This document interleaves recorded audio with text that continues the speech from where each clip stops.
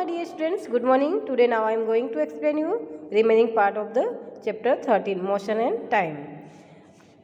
Today our topic is speed. What is the speed? Speed means distance covered by an object in a unit time is known as the speed of that object. You already probably familiar with the word speed in the examples given above. जैसे कि ऊपर examples जैसे मैंने समझाए थे पिछले lecture में कि स्पीड के बारे में, किस तरह से स्पीड पर आवर जो डिस्टेंस कवर की जाती है किसी भी ऑब्जेक्ट से, उसको हम बोलते हैं speed. Higher speed seems to indicate that given distance has been covered in a shorter time or larger distance covered by in given time. यहाँ पे मतलब higher speed it means short time में long distance cover करना है, या फिर long distance मतलब कम time में जो कवर की जाती है उसी को हम स्पीड मतलब हायर स्पीड बोल सकते हैं. और अगर वो डिस्टेंस कम कवर करता है तो उसको इसकी स्पीड कम मानी जाएगी. The most convenience way to find out which of the two or more objects is moving faster is to compare to the distance moved by them in a unit time. Thus, if we know the distance covered by 2 buses in 1 hour, we can tell which one is faster. तो यहाँ पे हम कौन fast है कौन ये compare करके बता सकते हैं कि अगर किसी भी दो बस का हमारे पास टाइम प्लस उसकी डिस्टेंस कवर की गई है वो है, तो हम बता सकते हैं कि कौन फास्ट किसकी स्पीड फास्ट है, कौन फास्ट मूव कर रही है, कौन स्लो. तो इसके अकॉर्डिंग उसकी स्पीड फास्ट और स्लो होगी comparatively. We call the distance covered by an object in a unit time is speed of that object. तो हम इसको कह सकते हैं कि एक यूनिट टाइम यानी कि पर आवर जो डिस्टेंस कवर की जाएगी तो पर आवर की उसकी स्पीड होगी. When we say that the car is moving, जैसे कि कार कोई अगर 50 किलोमीटर पर आवर में डिस्टेंस कवर करती है 50 किलोमीटर, तो इसका मतलब क्या हुआ, वो 50 किलोमीटर एक घंटे में चलती है तो उसकी स्पीड हुई 50 किलोमीटर पर आवर. इस तरह से पर आवर में उसकी स्पीड निकाली जाएगी. इसी तरह से in fact the start moving slowly and then pick up the speed, so we say that the car has speed of 50 kilometre per hour. क्योंकि अगर वो भले ही स्टार्ट में स्लो चल रही है, बाद में फास्ट चल रही है या फिर कुछ भी, लेकिन एक आवर के अंदर 1 आवर के अंदर जो उसने डिस्टेंस कवर की गई है तो वो उसी के अकॉर्डिंग उसकी स्पीड मानी जाएगी. नहीं कि मतलब थोड़ी देर स्लो चल रही थोड़ी फास्ट चल रही, तो वो नहीं, पर आवर में एक्चुअली इसकी एवरेज स्पीड निकाली जाएगी. तो consider only the total distance covered by it 1 hour. We do not bother whether the car has been moved with constant speed or not during that hour. The speed calculated here is actually the average speed of the car. जैसा कि मैंने बताया कि यहाँ पे average speed यहाँ की car की मानी एवरेज ली जाएगी, ना कि कुछ टाइम फास्ट चल रही कुछ टाइम स्लो चल रही थी. यहाँ पर आवर उसकी स्पीड निकाली जाएगी, उसको एवरेज स्पीड को ही हम उसकी कार की स्पीड को मानेंगे. जिस तरह से we shall use the term speed for average speed, so the use the speed is the total distance covered and divided by the total time taken. यहाँ पे एक फॉर्मूला बनेगा जिस तरह से कि टोटल डिस्टेंस कवर की गई है उसको और नीचे जो टाइम उसके द्वारा लिया गया है उस डिस्टेंस को कवर करने के लिए, तो उसको डिवाइड करेंगे तो उसकी स्पीड यहाँ पे आ जाएगी. तो इस तरह से यहाँ स्पीड के बारे में, तो स्पीड के अंदर एक तो डिस्टेंस मापनी आनी चाहिए जो कि आप पिछले क्लास में पढ़ चुके हैं ऑलरेडी, और दूसरा है टाइम किस तरह से कैलकुलेट किया जाए. तो यहाँ टाइम कैलकुलेट करने के लिए हम यहाँ पे पढ़ेंगे कि मेजरमेंट ऑफ टाइम, किस तरह से टाइम का मेजरमेंट किया जाता है. इससे पहले एक टॉपिक है यूनिफॉर्म मोशन और नॉन यूनिफॉर्म मोशन. यहाँ पे है in everyday life we select the find objects moving with a constant speed over a long distance for a long durations of time.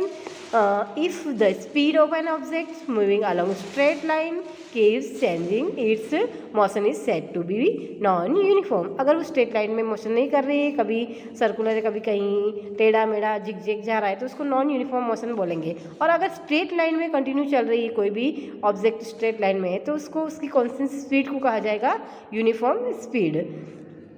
अब नेक्स्ट टॉपिक हमारा है measurement of time. Time किस तरह से measurement किया जाता है.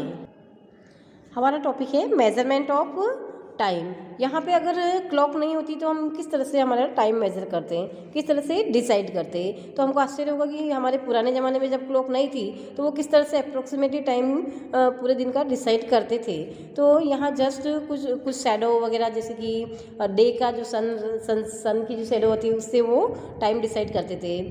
How do we measure the time intervals of month and year, किस तरह से मंथ और ईयर का हम डिसाइड करेंगे। हमारे जो एंशिएंट्स थे वो बहुत सारे नेचुरल इवेंट्स जो कंटिन्यू रिपीट होते रहते थे उनसे वो टाइम डिसाइड करते थे।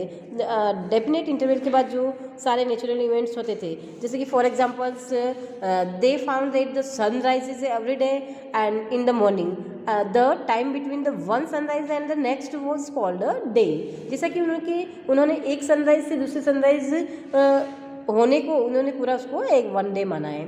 इसी तरह से मंथ है, a month was measured from one new moon to the next new moon. इस तरह से वन न्यू मून से लेकर नेक्स्ट न्यू मून तक का जो टाइम पीरियड था तो उसको उन्होंने पूरा मंथ माना है। इसी तरह से year was the fixed as the time taken by the earth to complete one revolution of the earth. तो यहाँ पे अर्थ के द्वारा सन के चारों तरफ एक पूरा रिवोल्यूशन कंप्लीट करने को उन्होंने पूरा उसको ईयर माना। इस तरह से उन्होंने डे, मंथ और ईयर को नेचुरल इवेंट्स से कनेक्ट करके वो टाइम पीरियड को पहचानते थे। Often we need to measure the intervals of time which are much shorter than a day. अब हमको यहाँ पे डे से जो छोटा टाइम होता है उसको मेजर करने के लिए clocks, watches are perhaps the most common measuring devices. Clocks और ये most common, clocks plus watches जो है ये जो कॉमन डिवाइसेस है वो पूरा हमारे दिन के छोटे छोटे टाइम को मेजर करती है। यहाँ पे आपने क्लॉक देखा होगा, क्लॉक और वॉचेस देखी ही होगी। कुछ क्लॉक जो पुरानी होती है उनमें पेंडुलम्स होते हैं, नीचे से इस तरह से यहाँ पे फिगर में दिखाया गया pendulums.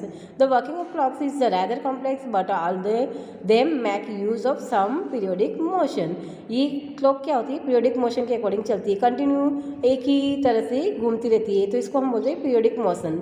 One of the most well known periodic motion is that of simple pendulum. Pendulum का जो पीरियोडिक सिंपल पेंडुलम होता है वो पूरे पीरियोडिक मोशन के अकॉर्डिंग चलता रहता है। तो यहाँ पे हम पढ़ेंगे, नेक्स्ट पॉइंट हमारा है पेंडुलम है।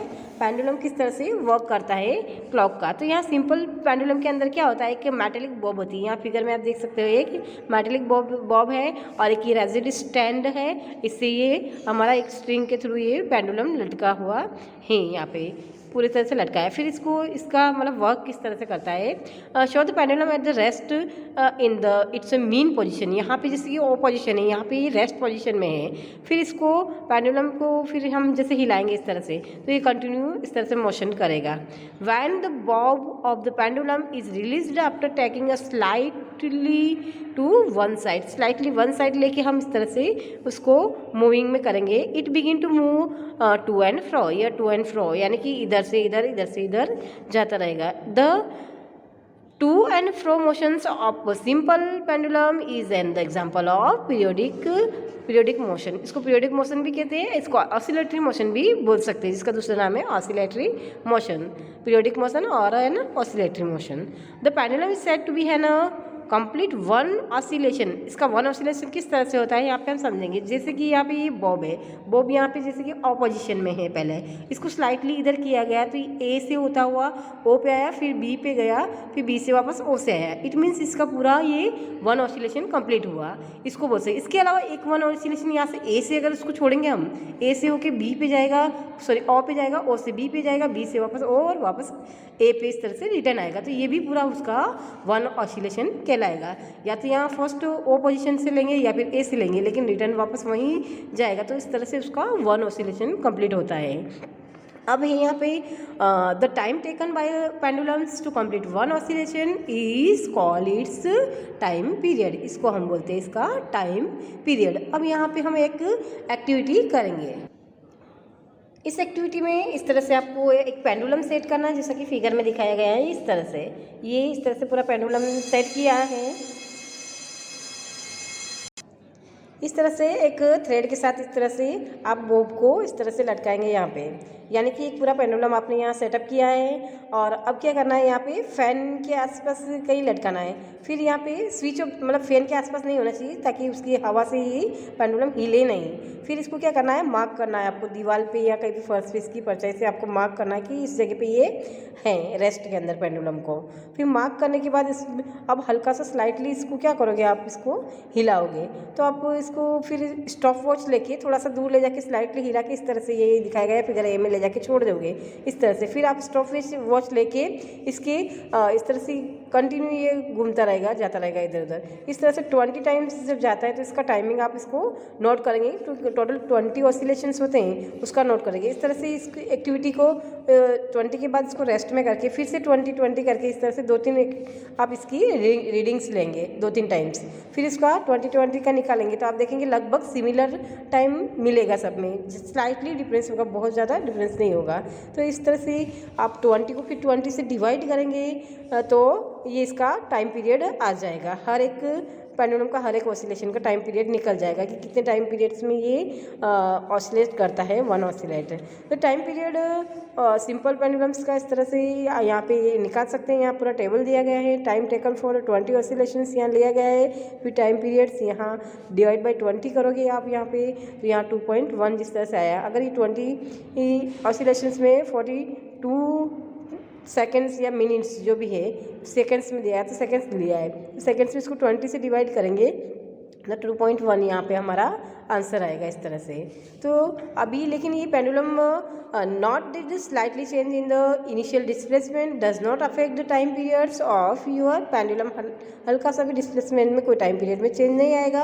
नाउ डेज मोस्ट क्लॉक और watches have an electric circuit with 1 और मोर सेल्स। आजकल लेकिन इस पेंडुलम क्लॉक की जगह पे दूसरी वॉचेज ने ले ली है, जहाँ इलेक्ट्रिक सर्किट होते हैं उसमें, और वहाँ पे सेल्स, एक से ज़्यादा सेल्स लगाए जाते हैं, जो सेल्स बैटरी होती है वो। दिस क्लॉक्स और कॉल्ड क्वार्ट्ज क्लॉक्स। इन क्लॉक्स को हम क्वार्ट्ज क्लॉक्स बोलते हैं। इसमें क्या होता है, टाइम मेजर होता है, बिल्कुल बारीक टाइम भी एक्यूरेट मेजर होता है। The time measured by quartz clock is much more accurate then that by the clocks available earlier. जो पुराने टाइम में जो क्लॉक्स थी उनसे भी एक्यूरेट टाइम यहाँ पे मेजर किया जाता है। अब हमारा नेक्स्ट टॉपिक है unit of time and speed, जो मैं आपको अपने अगले लेक्चर में समझाऊंगी। आज के लिए इतना ही। Goodbye, have a nice day.